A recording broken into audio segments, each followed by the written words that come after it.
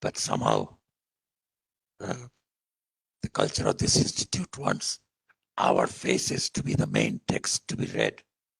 So you can all read me and Radhakrishnan and forget about the lecture. You could gaze at our faces.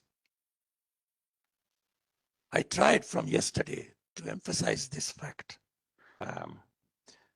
But in any case, I want to add a fifth question to Kant's quartet. What makes us humans? Certainly not cleverness. AI is much smarter than us. Certainly not the ability to amass and increase personal and national wealth. AI can be much cleverer, and the wolves of Wall Street can, within a few decades, amass much more wealth than Trump and Ambani together can. But man is never to be contented with wealth. Here, I would mix the Upanishadic idea with the Mahayana Buddhist ethics of Shantideva in Bodhicharya Avatara.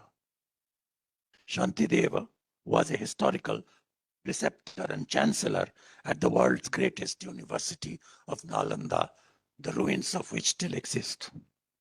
And reply, what makes humanity the heart and honey of all living beings is the capacity to feel the pain of others. That's all. This is not just Buddhism. Bhagavadgītā is at least, I would say, 800 to 1,000 years before Shantideva. And Gita says, Atmaupamyena sarvatra samam pashyati yorjuna sukhang va yadiva dukkham sayogi paramo mataha. In comparison, considering other people's suffering, whether in Iran or in Gaza, like my own suffering, considering the cancer of a child in some remote African village, my problem. This samatva,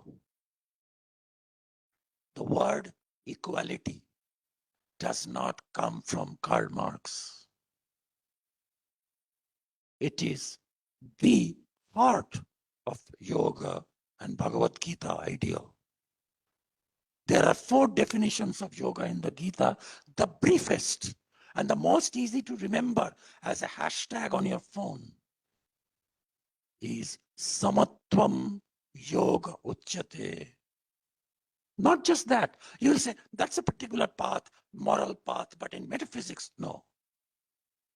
The only flawless, without defect characterization of Brahman, the absolute, in the Gita, nirdosham hi samam brahma, samata, equality. We may establish 100 centers of Indian knowledge systems. But as long as we promote, encourage, and celebrate extreme inequality in society, and according to Mahabharata, practice a nrishangsa. These are words of Mahabharata. Cruel life. Yudhishthira asks, you said anrishangsam paro dharma. Dharma is non-cruelty. But what is cruel? Apadharma Parva, Shanti Parva, 12th part of Mahabharata. What is Nishamsa? What is cruelty?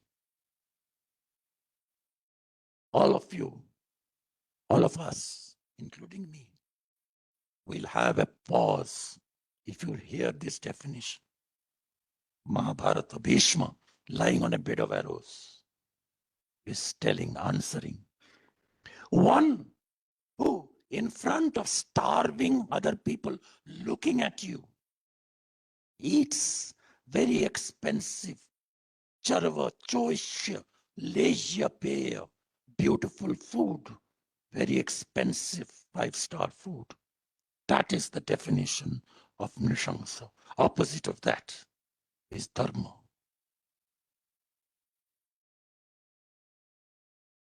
If you think about our house servants, about our actual food producers,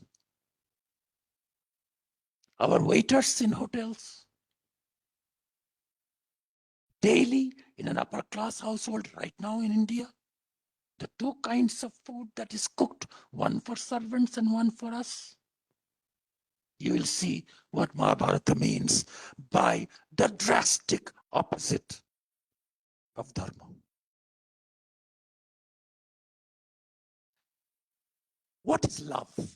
Is a fifth question I want to add. Next section.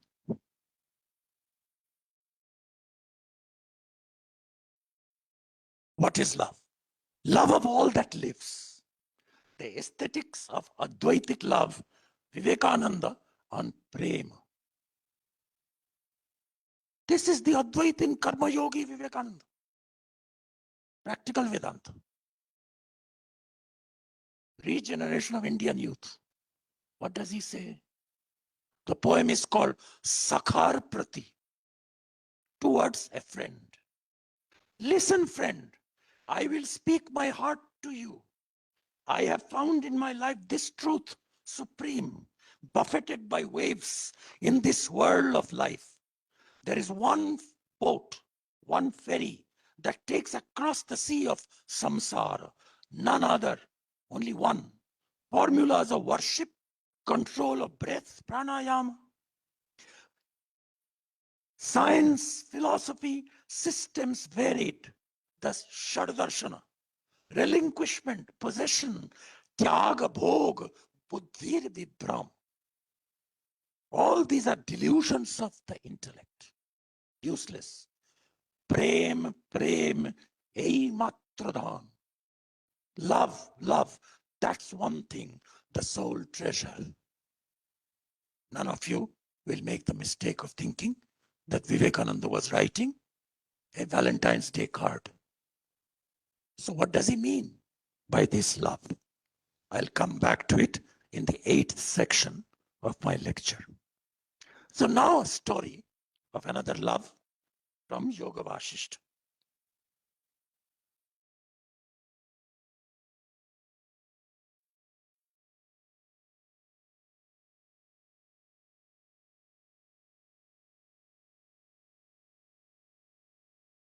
But love creates bonding. Love binds, it's bandhana. How can then love be one of the means of liberation? What we now call, for the last 200 years in India, Yoga Vasishta, the original text, is called Mokshopaya. All the German scholars who have now actually found the real text and gradually are editing it, they call what we read as Yoga Vasishta the Vulgate. It is a additional, but Mokshapaya had more than 32,000 verses. Mahabharata has only 24,000. It's a big text. It tells us the story. Yoga Vasishta's solution to this problem is narrated through stories, not through theories. Queen Chudala and her husband, the king Shikhidwaja, right? were enlightened beings, very sharp. They practiced, it is too small, but Mughal miniatures show, by the way, Yoga Vasishta was translated into Persian and illustrated. All the illustrated copies of Yoga Vasishta are in London, in the museums. Like we have outsourced all our national treasures to the British monarchy for a long time. Now, there is a painting of Chudala and Shikhidwaja. See, we got the, where is the IT person? We got the full screen somehow. Although now you can't see everything. So there is a painting of this Chudala and Shikhidwaja together performing yoga. And in the next one, more beautiful, they're discussing now how to, maybe somebody can, yes, thank you. Giving from the heart. On the side, there is another painting. So I'll just tell the story, not read my paper. Beautiful story. So the king is busy, but she notices that there is a special beauty and glow in the queen. Even her past, her youth, while the king is growing older, the queen seems to be getting younger. So he asks Chudala, darling, how come you have this glow? She said that I have got Tattva Jnana, and I treat this whole world out of yoga practice and out of Brahma Jnana. I treat every bit with worshipful, loving attitude. So I think I have gone beyond time, Kala. So the king has, at this point, so Chudala is on a faster spiritual track. She realizes that nothing but pure consciousness is real and everything else is unreal.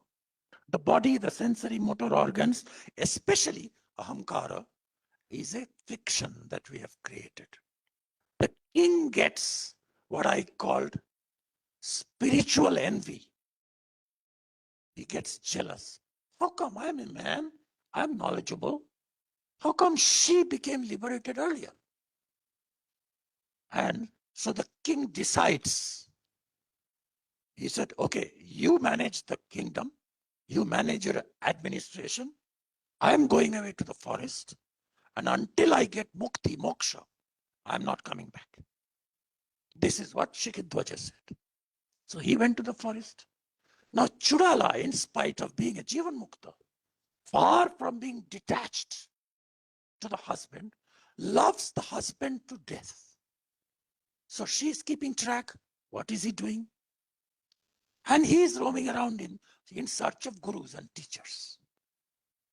Chudala, with her yogic powers, assumes the identity of a man called Kumbha, very knowledgeable scholar, and walks around in the forest.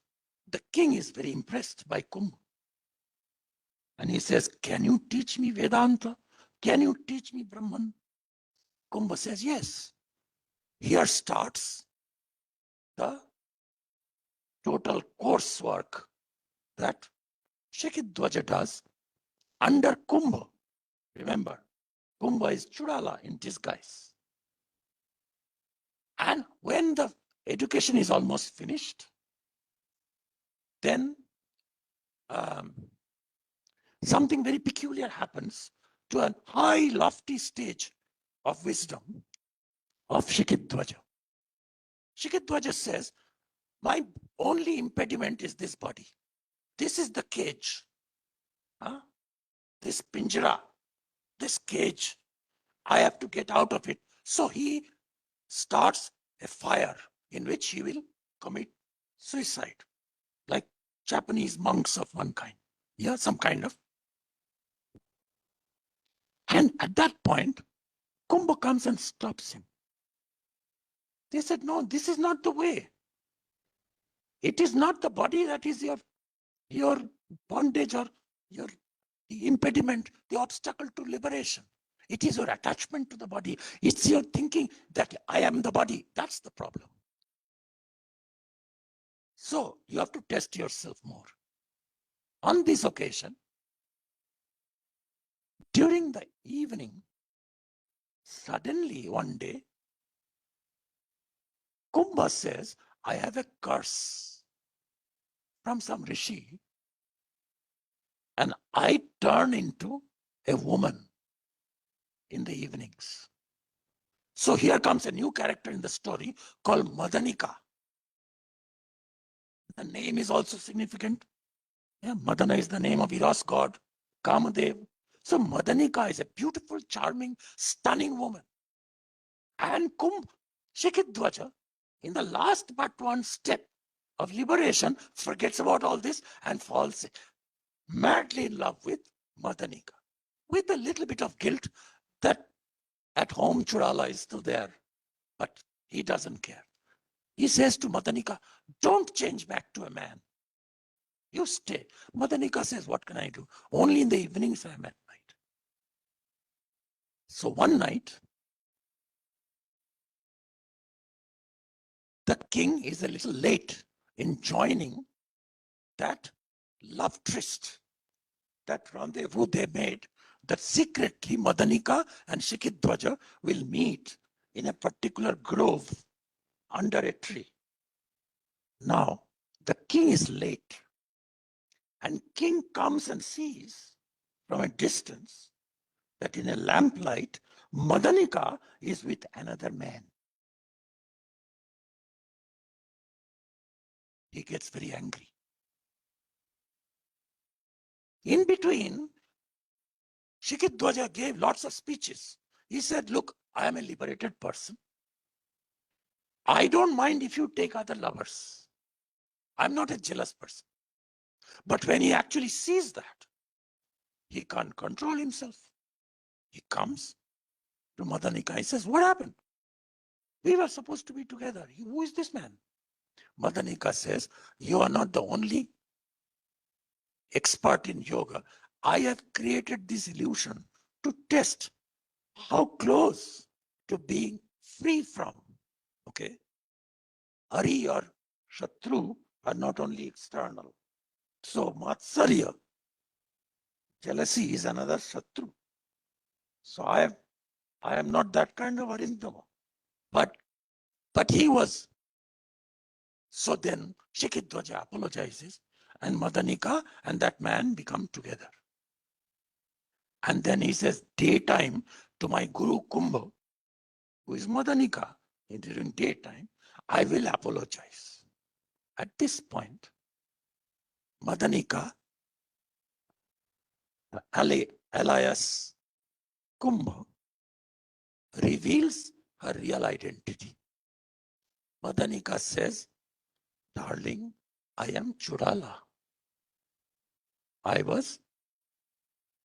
You needed a teacher, and your ego did not allow you to learn from your own wife. So I created this illusion. And the story ends with this. What follows from Kumbha is a significant passage. They who, though remaining established in equilibrium, Samatva Yoga, do not let their organs function naturally as long as their body is alive, are abnormally stubborn and repressed people. As long as there is sesame, till there is oil. So don't deny your body. He who rebels against the states of the body is naturally subject to the revenge of the body. As long as the body lasts, one should let the organs. Gita. Yoga Vasishta is a commentary on the Gita. Karmendriyani samyamya ya aste manasa smaran indriyarthan vibhudatma mithyachara socha. So don't do that. So even when you are liberated, so basically Churala is saying we should. Now, At the end, Chudala says, all the wives who are generally women, wiser than men, should try with different techniques indirectly to liberate their husbands from the ocean of samsara. In this, they achieve what even the scriptures and guru and mantra are unable to achieve. The kind of guru that your wife can be. Right? So we are very happy that today the director is with his guru present. The couple return to their kingdom and rules for another 10,000 years before achieving disembodied liberation. The description. How do these two mukta people, completely liberated, how do they behave? There is a description. At the end of the chapter, they embrace literally. They entwine their bodies like one hairy he-mongoose embraced by a she-mongoose. Can you see the sensuousness of this embrace? This is Yoga Vasishta. Next section. So this is what I mean by giving from the heart. In the Taittiriya Upanishad, there is a description why Brahman had to well make Sukrita himself. And what is that Brahman? Raso Vaisa. Brahman is Rasa himself. Okay, I have not yet come to realism and idealism. But from love to Rasa to heart to honey. And then we'll come to realism and idealism coming together. As I said, this might be the time for you, some of you, to start the dreaming. But the real juice will come when most of you will be in deep sushupti unless you go to the bathroom. But in our human-dominated age of the Anthropocene, aren't we destroying all the living beings of the environment? How can we be called the Madhu of Sarvabhutana? That passage of Madhukanda says, Yam Prithivi Sarvena Sarvesham Bhutanam Madhu.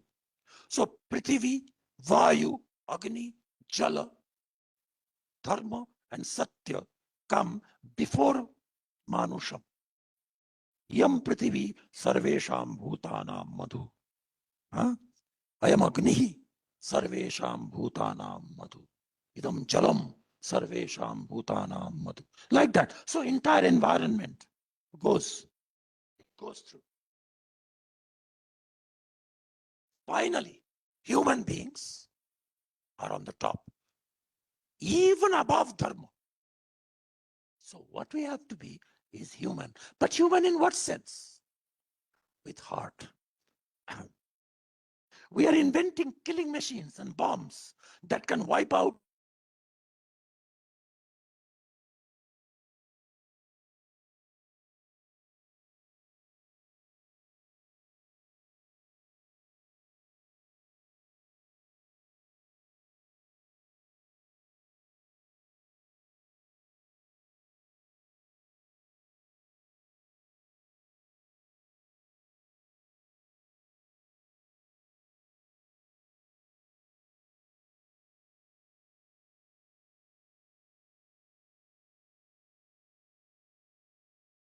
time to wake up.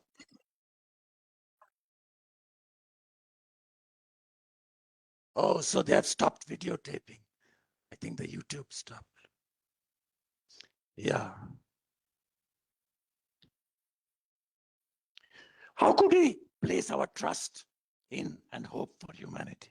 The answer lies in the basic ethics of that memorable first verse of the Isha Upanishad. Tena tyaktena bhunjita. This tyaga is not self-denial. It is not fasting and starving, asceticism or monastic austerity. It is the spirit of gift to others. Yajna. Because at the heart of the life world is the conscious, conscientious, contemplative human nature, enshrined in meditative etymology of the word for heart. Bṛhadāraṇyaka Upanishad has to be read side by side with the Nirukta. For example, you are supposed to meditate on the word Satyam, very important word. I think it's in our rupee note, Satyam Jayate or something. So, that particular piece of paper with which the maximum amount of lie and mithya is practiced, we have tried to put the words there. But this Satya has been Satya, have been explained as word for word like mantra in the Bṛhadāraṇyaka Upanishad. Like that, the word Hridaya. The first syllable, this is Bṛhadāraṇyaka 533, from which the Jirand Haranam, Hri Harane. I'm sure half of you know there is a word for Narayana Vishnu which comes from this Hri. Right? What is that word? Hari. Right? As honeybees, Madhumakshika, collect nectar from all flowers, in the same manner, our heart collects shareable emotional juices, rasa, through attention to one's own experience and empathy with the agonies and joys of others. In fact, if you think of the four virtues, Maitri, Karuna, Mudita, Upeksha, Mudita, being happy at the happiness of somebody else. My neighbor's child has stood fast when my child has failed. To be happy at that is harder, much harder than Karuna and compassion. Compassion comes easy, but celebrating the joy of other people, this is what makes us collect. Our heart is enriched by Haranam from everywhere, from the world. This is the sense in which Yam idam manusham sarveshang bhutanam madhu. It collects through knowledge, through experience, through empathy, all beings, by loving dogs and cats and snakes and everything.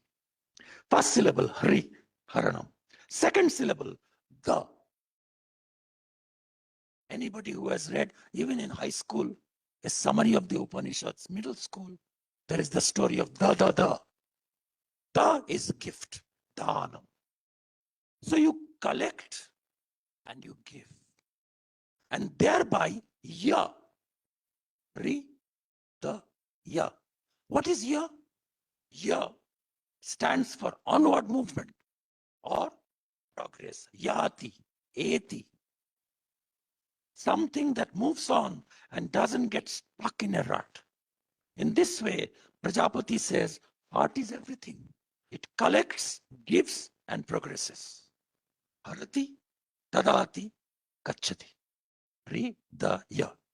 Yajnavalkya, who lived 1,000 years before the Buddha and 1,500 years before Christ, was considered the greatest philosopher of consciousness of his time. His entry into the stage of the Upanishads is very dramatic. Janaka, the philosopher king, has started given a sabha like this. Many more competitor Brahmins and speakers and wise people from the whole country have come. In Videha, right? And this Janaka has announced that one who is the greatest knower of Brahman, he will get these 1,000 cows.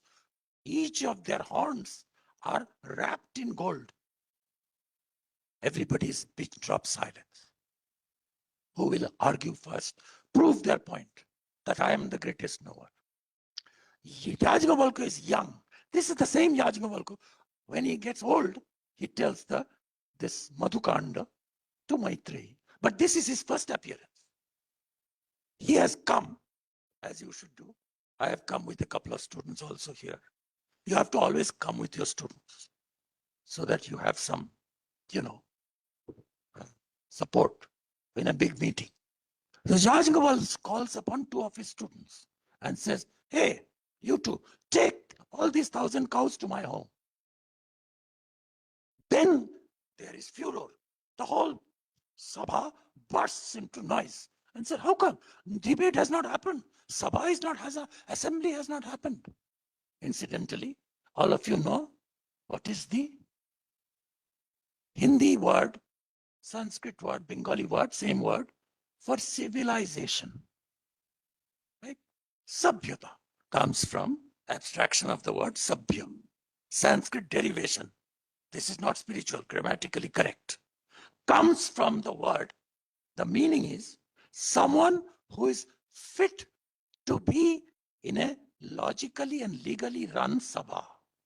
Sabhaya yogya iti sabhya. One who is not fit to attend an assembly which follows rules. That disqualifies most of our Lok Sabha. Not fit for that. Right? They are called sabhya. So look at this culture. Civilization is not new inventions and new science. It is being able not only to speak and make oratory speeches, but to listen to others. One Gandhian told me, even my own spiritual teacher, 6 months of the year, he would be in silence. And I would ask, why silence? They said, so that we can listen. And then he added, try to spell listen, L-I-S-T-E-N, with the same letters you spell silent. Just check. S-I-L-E-N-T, same letters. We don't listen if we are not silent. I have, of course, your captive audience, literally. So, Gale Paduka Nyayena, Sarve, but Sarve Vachala Mukhi Krita. But in a good sabha, we take turns. One person speaks, other listens. One who is not fit for that is not sabhya. One, and this is the fate of our dignitaries. Shashi Prabhaji is an exception. D.P. Chattopadhyay was like that. Radhakrishnan was like that. But most of the others open in one sabha and give his speech and then leave. Because he is busy in other things. No L-I-S-T-E-N and no S-I-L-E-N-T. Neither of them. Now, when all these people made a furor, how come you are taking the cows? Yajnavalkya. Sense of humor is the mark of a Jivan Mukta. You see that in Sri Ramakrishna. You see that in Swami Vivekananda. You would see with that long beard, Sri Aurobindo being a very grave person. But even Sri Aurobindo wrote this poem. It is in his published writing. And the poem was, he said, I am infinite, limitless, and free. And then he cursed because dinner was not ready. So he had a sense of humor too. Yajnavalkya, when he said, how can you take this? Yajnavalkya says, Namo vayam brahmishtaya kurma. I bow down to the best knower of Brahman. Go kama vayam. We are here only for the cows. This Yajnavalkya. That tells us the Madhukand. But here, very briefly, I will talk about rasa. Now, the word rasa, remember, raso vaisa, Brahman is rasa. In Sanskrit, the word rasa means at least 5 things. juice. So orange juice is called Santra ka ras. Mixed cocktail fruit juice drink, Panaka rasa, Abhinav Gupta talks about. Nahi eka rasajam natyam bhavati. No natya or kavya can be one rasa only. This is Bharata. So always cocktail, mixed. Second meaning, essence. Sarvesham bhutanam madhu, that is rasa, essence of everything.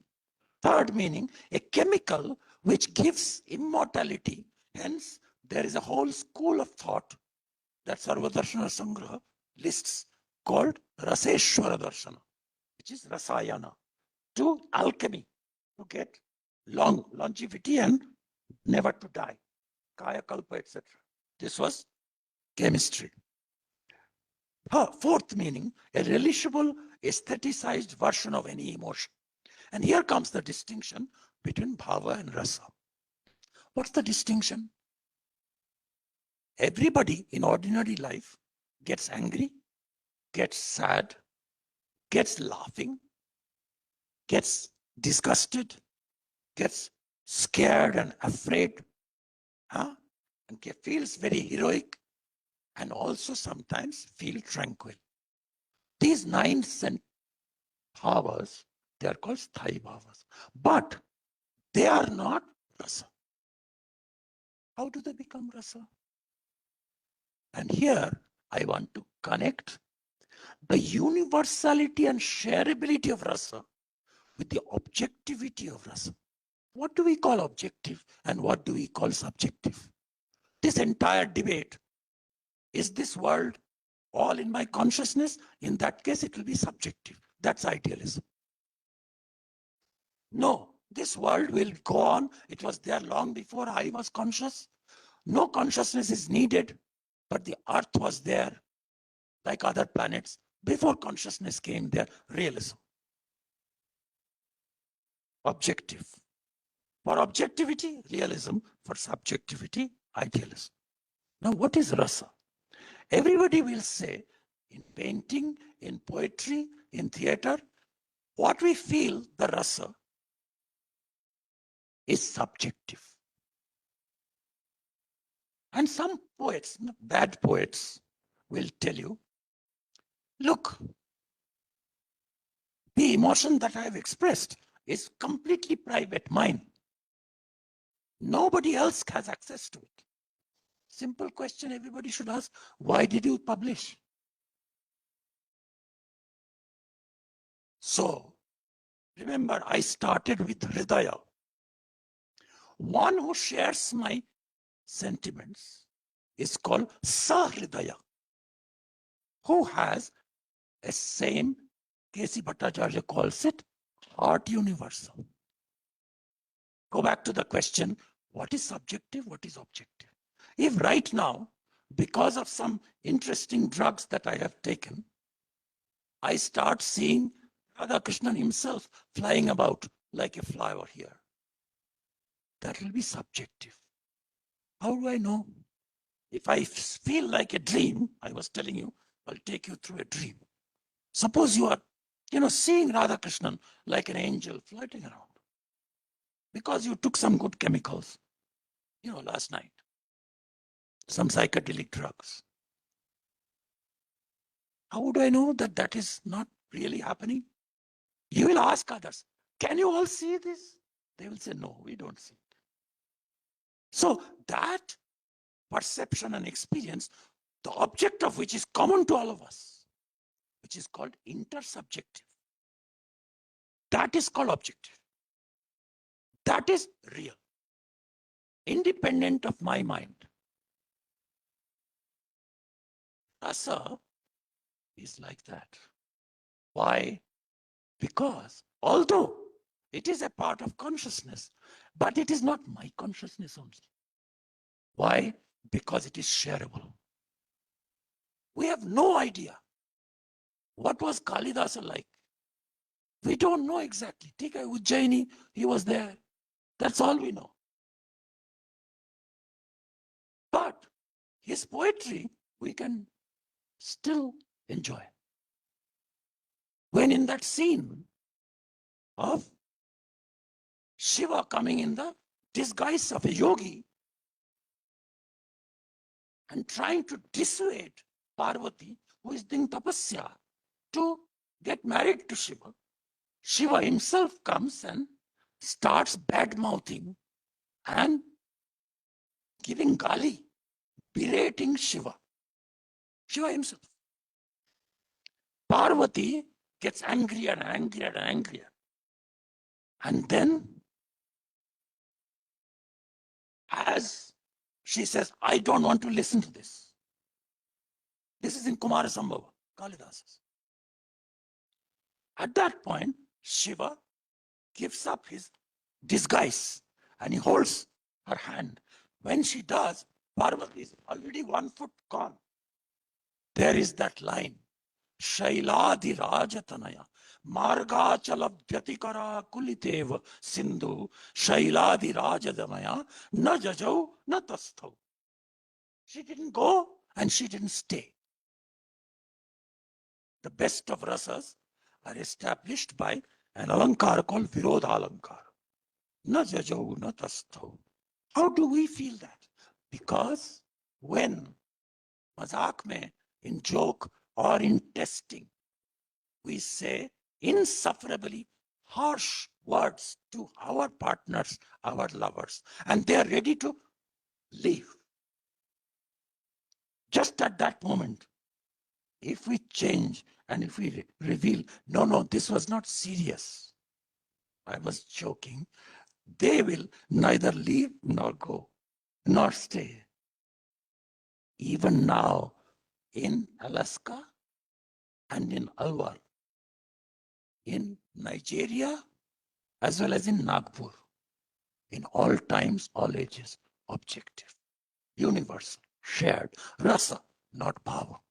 Bhava, if Bhayanaka was a bhava, then once in the horror movie that you like, when the scary scene comes, it's in Shimla first, and as a young man, I was invited at the age of 22 to a conference in this building.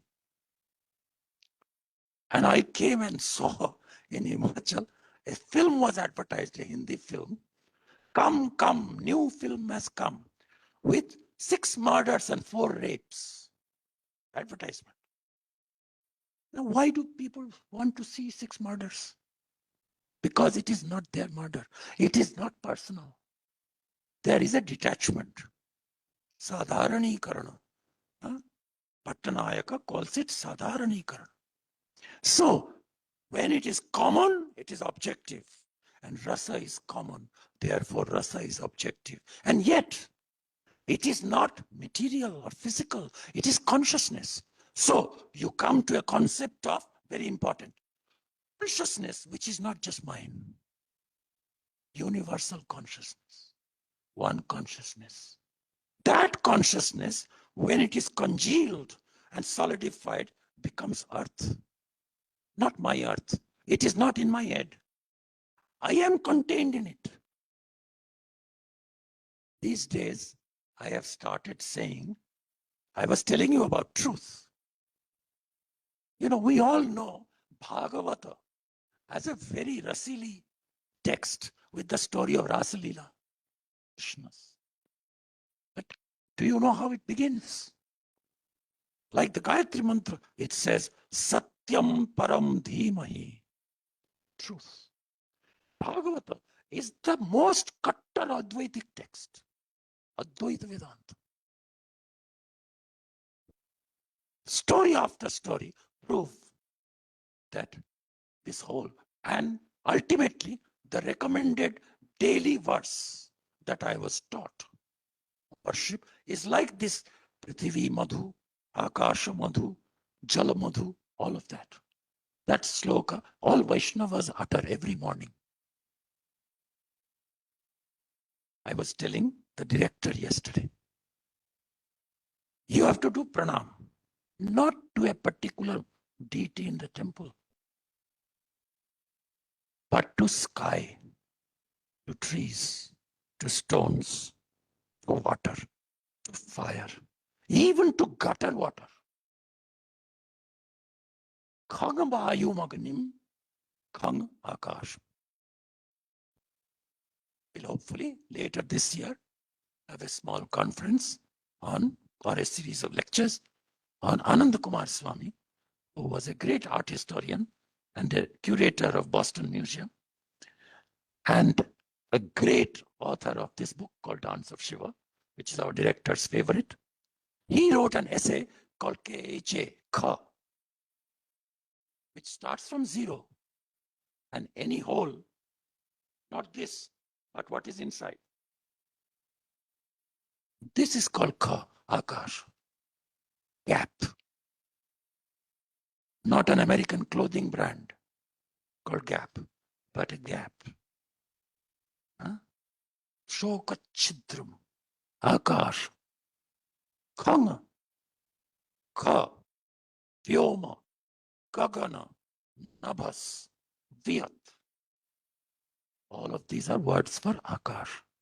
Kham, Vayum, Agnim, Salilam, Mahincha, Jyotingshi Nakshatrani, Sattvani, Disho, Drumadin, Sarit, river, Samudrangsha, Hare, Shariram. These are bodies of Vishnu. Sakshat, Vishnu, Shariram, Vishnu body. Yatkincha Bhut, Disho, Drumadin, all the trees. Yatkincha Bhutam, Pranamedananya. This is the yoga. Now, from rasa theory, I have tried to come, and in this day, Rabindranath Tagore explains this, because there is this beautiful, intense line. The fact that we are able to breathe, even in so much pollution, with or without a mask, even when half of the world is in war,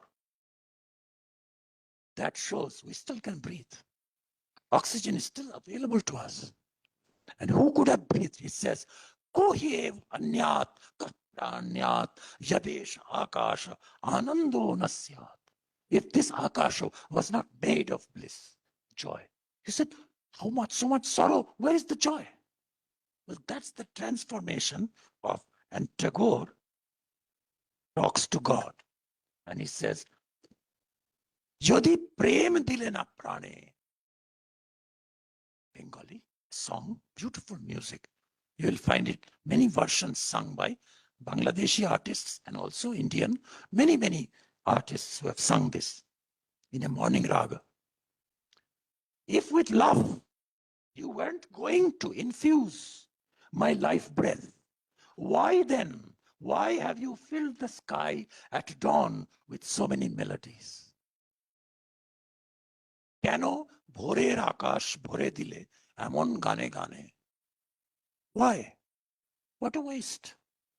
So this is an argument to show, no, there is prem hidden in our heart.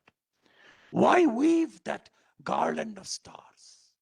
Keno tarar mala gatha. All the taras, the nakshatras. Uska mala, you have woven. Why?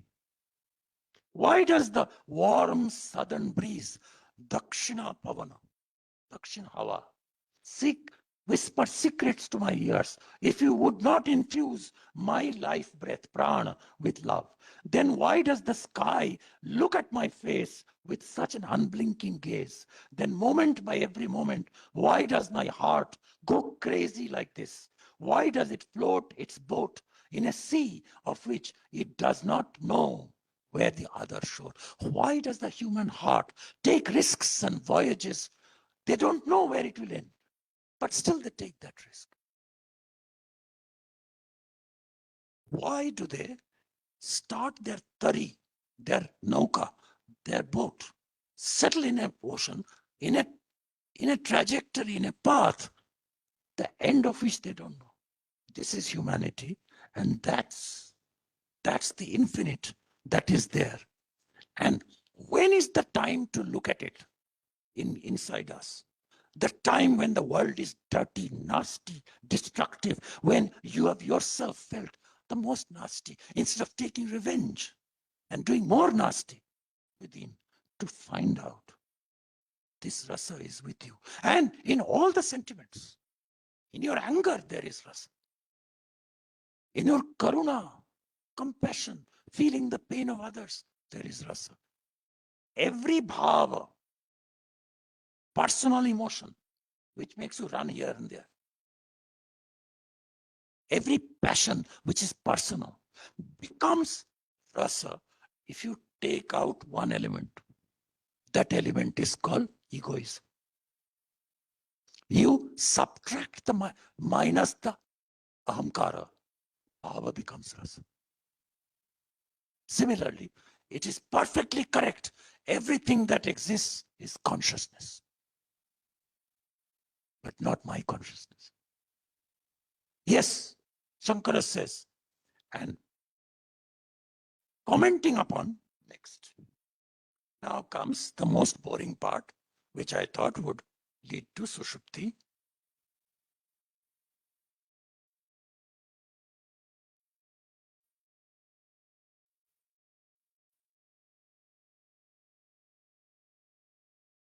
Giving from the heart, we have done that. Rasa, we have done that. Tavin mokshopaya.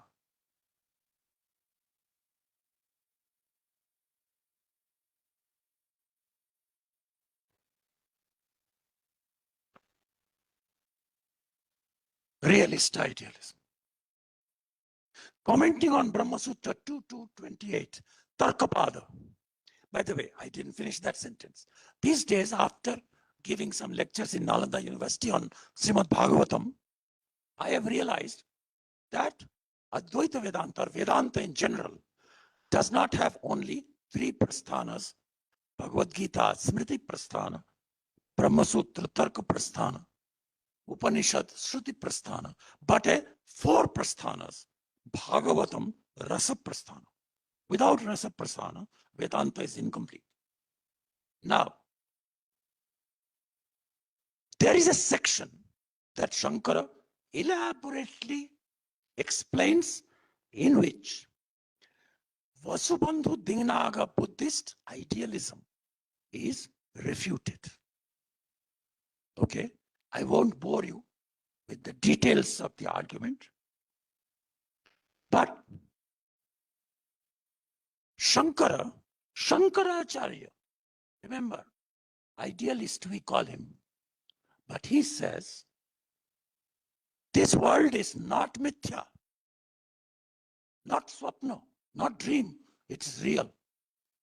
In fact, all of the Upanishads presuppose that earth, water, air, fire, all the bhutas, and all other animals, starting from a small worm to an insect, to birds, to cats and dogs and cows and oxen, everything is real.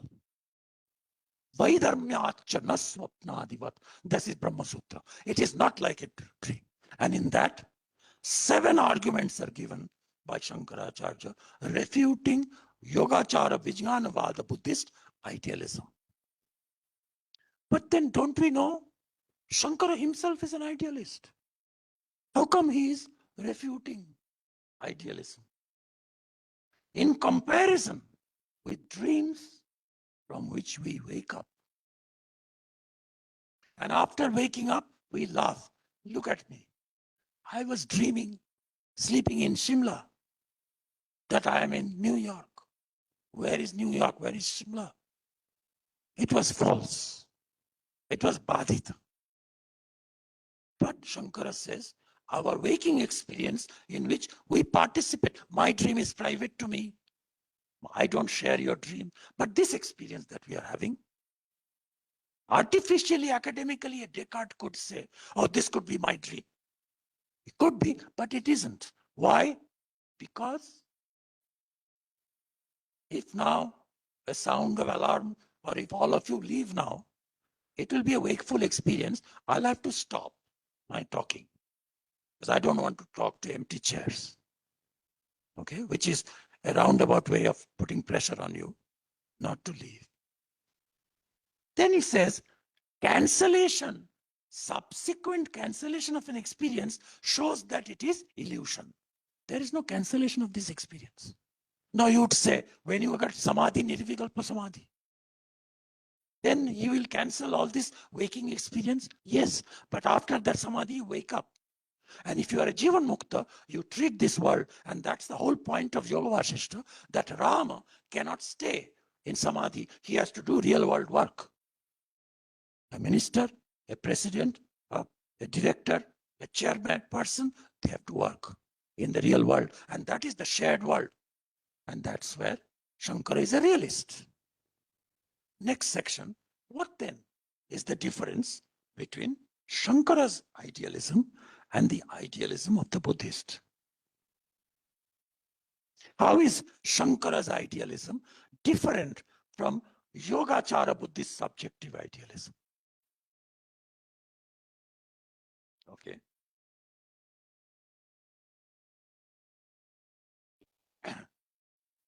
There are, in the text that all of you have got, we can better locate the real contrast in these 4 points.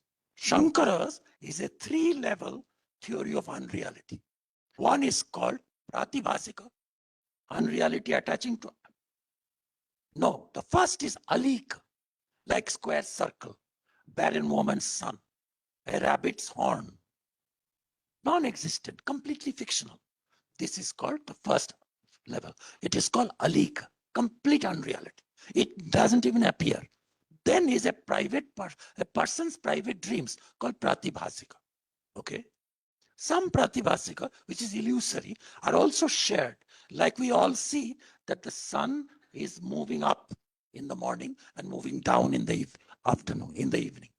But it doesn't. It's an illusion that we all share, pratibhasika. But then there is vyavaharika, this world of transaction and practical world, pragmatic world, practically important. And then finally, the paramarthika, Brahman reality, where you and I are the same, and there is only one consciousness of all of us. Buddhists have only 2 levels. One is called samvriti, the other is called paramartha. Shankara's own, that's one difference. Shankara's own idealism can fall back upon the changeless, transcendental self. Paramatma doesn't change. Na jayate, mriyate va kadachit. So it is ajo nitya shashvata, eternal. In Buddhist philosophy, including Yogacara, including subjective idealism, nothing is shashvat. Everything is momentary, kshanika. Big difference. So do not think like the Madhvas sometimes say. I had thought that I'll do this part showing how Madhvas are mistaken, but my Madhva friend didn't come, Varakhedi. So, and he also agrees. Madhvas say, oh, that Shankaracharya, who is a non-dualist, he is a closet Buddhist. That he is a Prachanna Bauddha.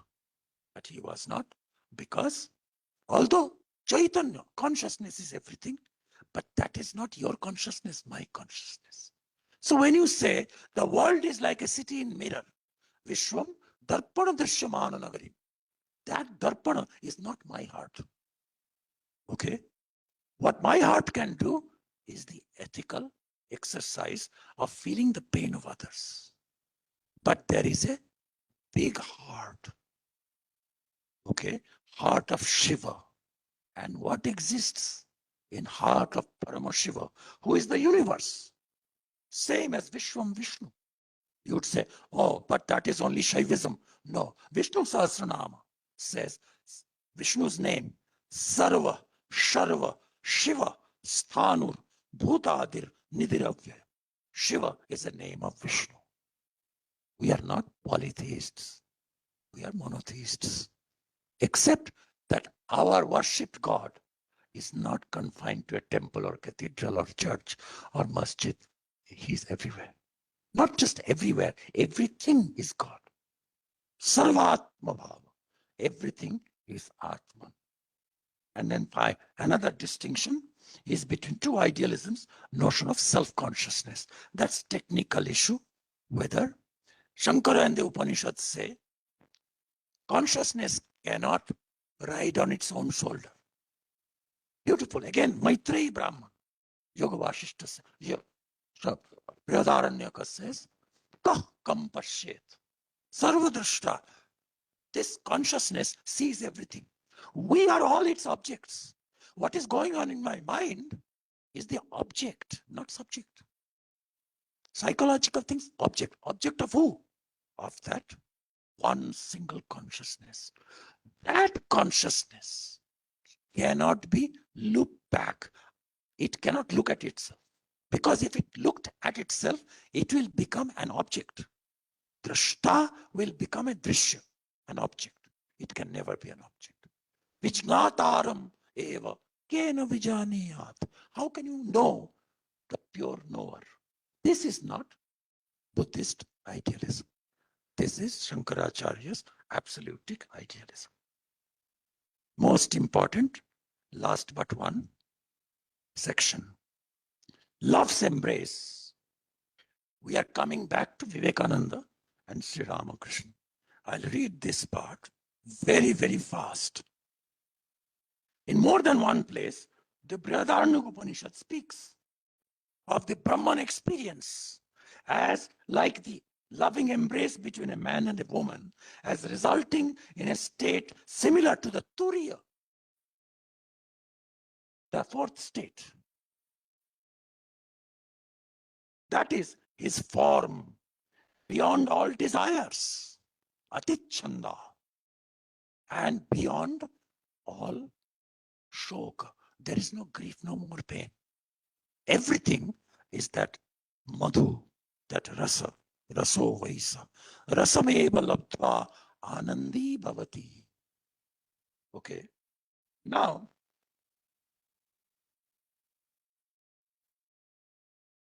trained by Sri Ramakrishna, who says this prema is rare. He says none of the yogis, none of the Vaishnavas can ever attain this prema. Only Radharani did and Mahaprabhu Chaitanya did. Nobody else did. Ramakrishna says. Vivekananda tried to retail it for the public. And in his writings on Bhakti, in his Bhakti Yoga book and other writings on Bhakti, he talks, had a sense of humor. He calls this not the love triangle, but he calls this the triangle of love. Like love triangle is a situation that you see in novels and films. First arm of the triangle. Love is rare. It does not happen to any and every person. Second, love is not a passing bhava or emotion. Love is not an emotion. Strange. Third, love is attainable. These are all points made by Sri Ramakrishna, by those elevated souls who are of the stature of incarnation of God, Radharani or an Ishvara Koti avatar. Only they have love. Paramalove. Even Krishna wanted to learn how to love from Radha. Not from his queens, but from this girl who was married to somebody else.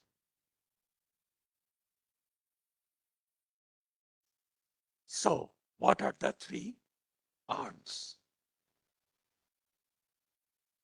I have talked about 7 features of love here in this part. But I'll skip to the first angle.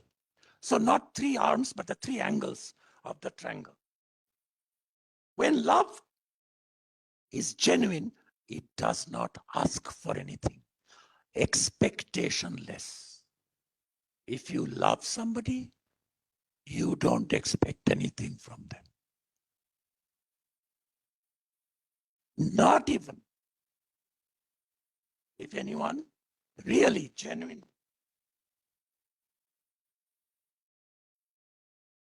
loves Shashi Prabhaji, they will not even expect that out of this room, she will even look at them. They will not feel any frustration if she completely forgets what you did for her. That's love. Radha says in the voice of Sri Chaitanya Mahaprabhu, Ashlishyava, I don't care whether he embraces me or pinashtu padaratam, or crushes me with his feet and treats me worse than the dust in the feet. Yatha tathava vidadatu lampata. Krishna, let him go to all other women. Mat prananathastu saeva napara. He will still remain my most beloved. This is not seen in human beings. First angle of love, Vivekananda says, love does not expect anything. Not even reciprocation. Second angle, in the triangle of love, Vivekananda observes, love knows no fear. Abhayam. The first thing that happens when an adolescent boy or girl falls in love, they start getting nervous. So, yaar root gaye. What will happen if there's fear? Maybe my beloved will be angry with me.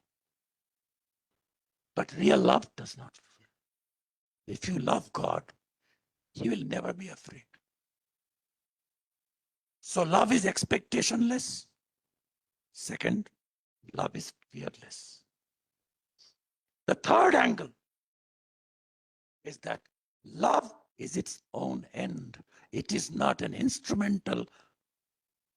With love, you don't expect any further, any other thing. No. And he says, love is not business transaction. I love you, you love me back. I scratch your back, you scratch my back. I introduce you in high terms. Chaturvediji, Arindam Chakrabarti. And Chaturvediji is giving a speech. 2 years later, Arindam Chakrabarti will have to write another similar thing. Love will not do that. Nothing. So, no expectation, no fear, and intrinsic value. In an odd book called Muktivada, the great Navyanayayik Gadadhara Bhattacharya, this is for Shashi Prabhaji's pleasure, he defines intrinsic value, swata prayojanam, in these words: anya ichha anadhina ichha vishayatva. All other instrumental parata prayojan. Why do you need to attend Arindam's lecture? Because in big conferences, I'll get a certificate, not you, but I'll get a certificate. I'll add that to my curriculum vitae, biodata, that I attended this lecture. The lecture is not a swata prayojanam. It is instrumental to something else. Love is not like that. That is called love. And this love, Vivekananda's poem says, that love is the only thing. Compared to that, all the 6 systems, Indian knowledge systems, all pranayama, all yoga, all science is useless. Vivekananda says. That's the honey of human nature. Now, I have come to the last part of my talk.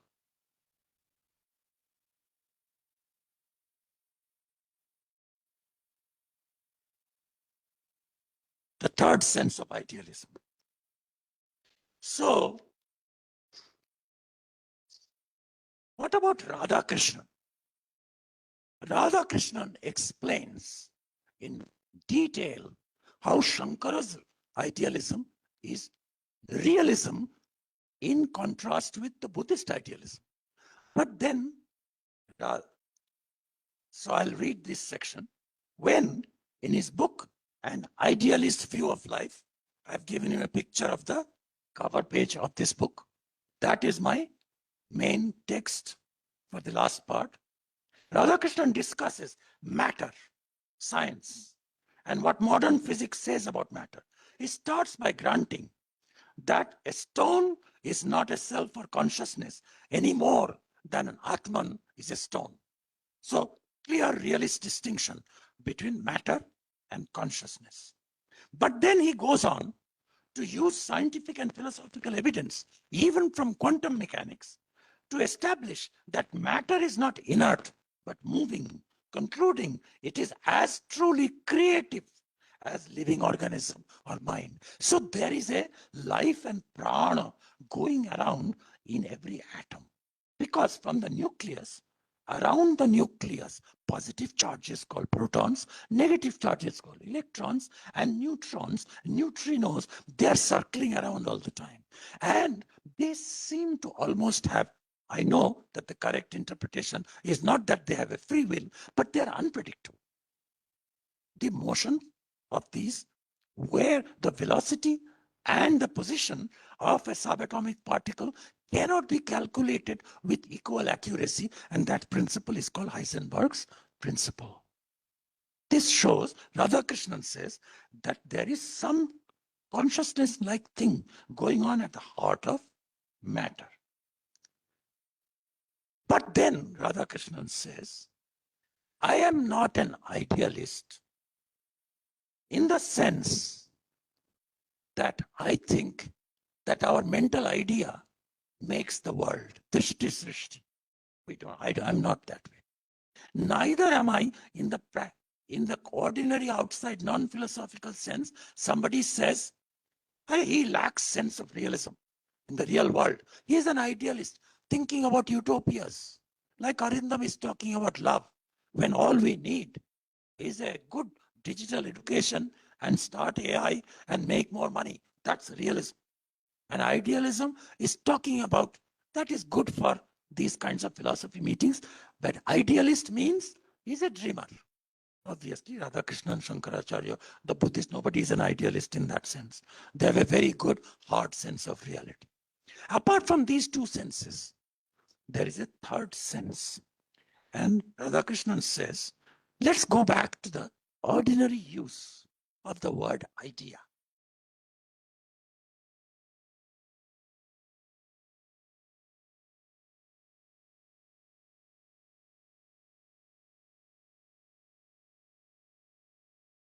So Radhakrishnan's idea, let me read it slowly. When we ask with reference to anything or action, what is the idea? What we mean is, what is the purpose? What is the purpose? We mean, what is the principle involved in it? What is the meaning or purpose of its being? Remember Tagore's song. What is the purpose of every morning such beautiful sunrise? Even when everybody is dead, all my friends are dead. The world is rocked by some kind of a third world war. And still, winter comes, spring comes after winter. If winter comes, can spring be far behind? And when the spring comes, not just in the back rose garden of the Shimla Institute, not just in that corner magnolia creeper, which you have here in the corner.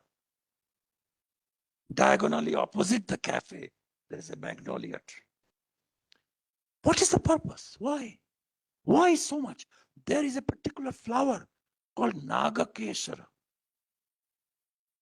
Its structure like a snake on top of a Shivalingam with pink petals. Such beauty. There is ugliness also. Bats are ugly. But what is this mixture of vichitrata? The attitude is neither of praise nor of blame. The attitude should be of wonderment. Wonderment. A.L. Basham wrote a book, I'm sure Chaturvediji knows, called The Wonder That Was India. So, where am I getting this from? Am I going away from the Bhagavad Gita? No. There is only one word which occurs 4 times in one verse, in one anushtum in the Gita. And that word is Ascharya. 2nd chapter.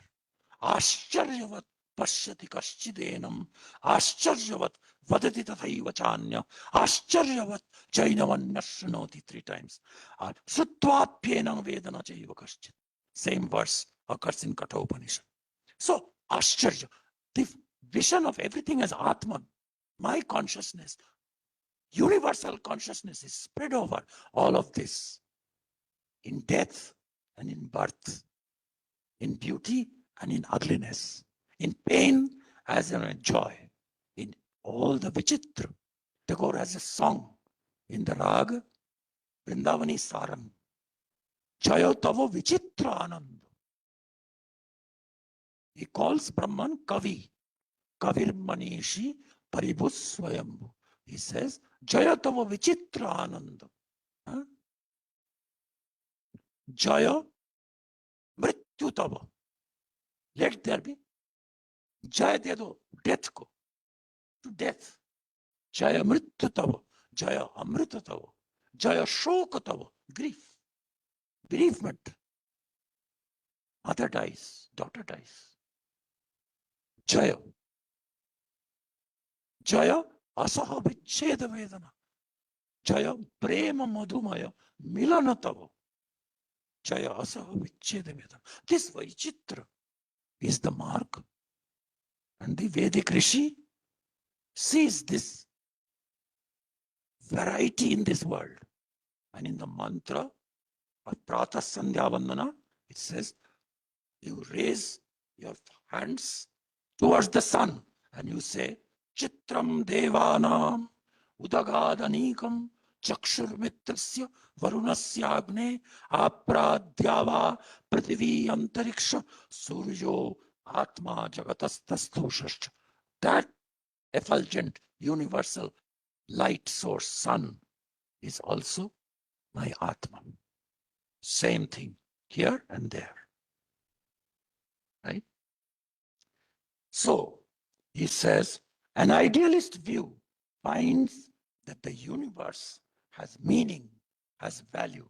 And when Shankara or Kant tells us, that's page 39 of my text, that our own inner cognitive life, true, is merely apparent. It is inner sense appearance. We are not sure how to make sense of that idealism. Can Radhakrishnan deliver us out of this confusion as regards which Brahman or Brahma dreamt our real life? And we are all characters in God's dream. Let us take this peculiar function, relational mathematical function, like when we say x is the square of y, then we are giving a general function such that we can relate 1 plus minus 1 to 1, 2 to 4, 3 to 9, 4 to 16, 5 to 25, 6 to 36, 7 to 49, 8 to 64. This is the square function. Similarly, I am treating my main text. Idam manusham sarvesham bhutanam madhu. X is the honey of Y. This means it is in X that the reason, purpose, meaning of Y can be found. What is the purpose of this entire universe, of the material world, of the earth? The purpose is to come up with human consciousness, not just human consciousness. There is a beautiful English word. English is a beautiful language. We need not care that the people who taught us this language were like demons. There are demons everywhere. We can learn from demons also. And my teachers in Oxford were like Hiranyakashipu's son. Lala is also born of demons. So they were like that. They taught me. And I think they are divine. But why am I saying with the word human, there is another word, humane. What does humane mean? What does humane mean? Tender, soft, kind.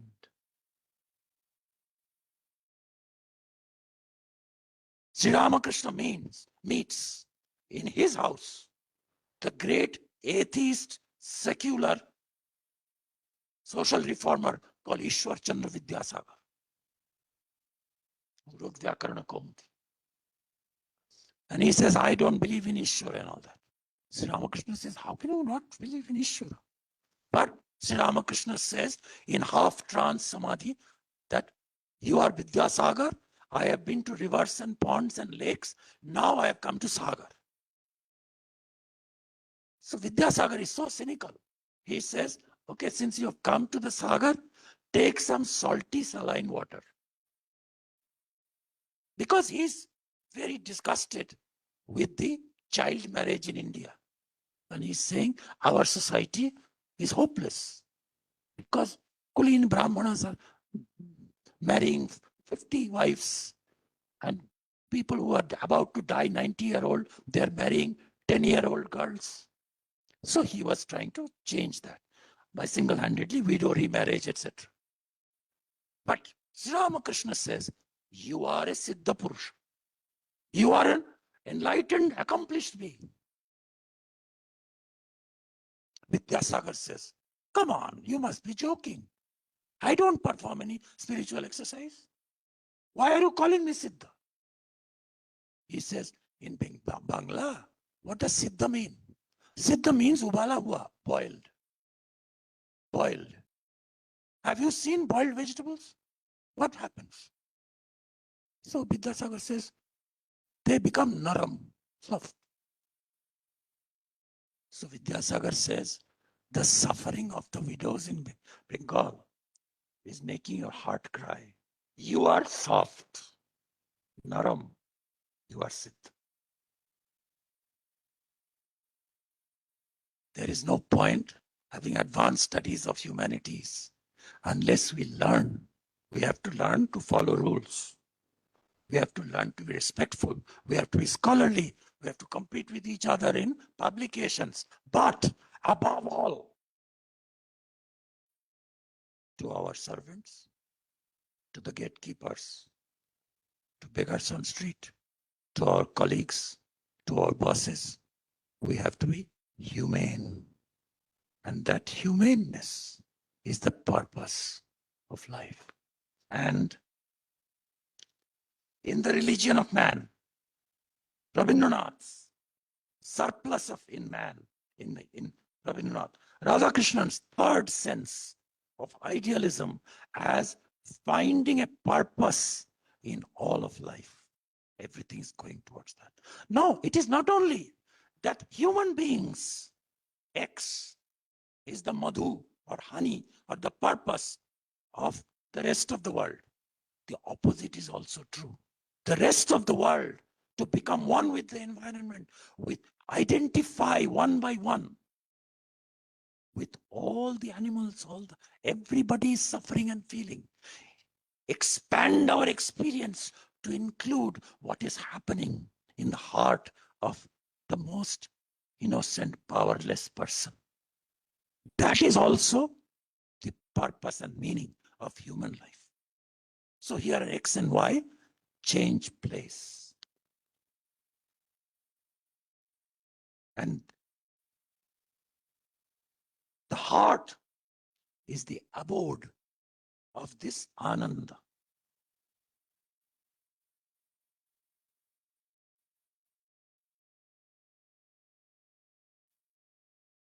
Now you would say, wait a minute, who is going to listen to it? Outside this room, everybody will say, oh, good oratory. But he is not practical. Practically, ye nahi hota. Immanuel Kant, with whom I began, 4 questions. What can we know? Epistemology. What should we do? Ethics. What can we hope? teleology, purpose of the world, and what is man. I'm ending with him because he wrote a book that even Kant scholars in India don't read. Big title. The title of that book is, "It may sound fine in theory, but it does not work in practice." And he said, no, you have to keep hoping. And how? Where do we get all these lessons of ethics about cruelty, about dharma? Natat pareshu sandadhyat pratikulam yadatmana. Don't inflict on others what you cannot suffer yourself. This is lakshanam. Sankshepato ayam dharma. This is dharma. There is no other meaning of dharma. Not puja, not yaga, not yoga, not boosting the Hindu tradition. Only one dharma is there in Mahabharata. One dharma. No other dharma. Do not inflict on others what you cannot tolerate yourself. If you cannot tolerate breaking of 1,000,000 of your temples, don't break a single temple of others because you don't like it. What if you are in that position? This is not Gandhi. This is not Jesus. Mahabharata, of which the gist is the Gita, which says, Atmaupamena sarvatra. So, what happens? The Mahabharata ends with some verses which are called Bharata Savitri. What does that verse say? End of the Mahabharata. The great Vyasa, the divider of the Vedas, the author of Brahma Sutra, the author of Mahabharata, the author of the Puranas, author of Bhagavatam, that Vyasa. What does he say? He says, raising my hand, here I am, crying out, please practice dharma, this dharma. Nobody is listening to me, he says. At the end of Dwapara Yuga, Krishna is alive. He's saying, nobody is listening. Urdhavahu viramyo nacha kaschit srinoti me dharmadarthascha kamascha. Why not listen to that? So, Yajnavalkya's teaching to the philosopher King Janaka and to his wife. Nobody may listen. But we have to keep hoping that there is a future. Because the future is not an experience of perception. It is real, objective, but it is in our consciousness. It is a matter of what is called technically in the Katha Upanishad, Shraddha. Let us give up, shatter our pride of knowing things. Neither Shashi Prabhaji, nor I, nor Radhakrishnan knows everything. But Radhakrishnan, Socrates, Rabindranath, Vivekananda, they all know that we don't know much. They know the limitation of their knowledge. And when we do that, then what happens? We become na-chiketa. Chiketa means knower. Nachiketa. If you have Nachiketa, how did Nachiketa receive that final education from whom? From death. Because in the beginning, it says he had Shraddha. Shraddha ma vives.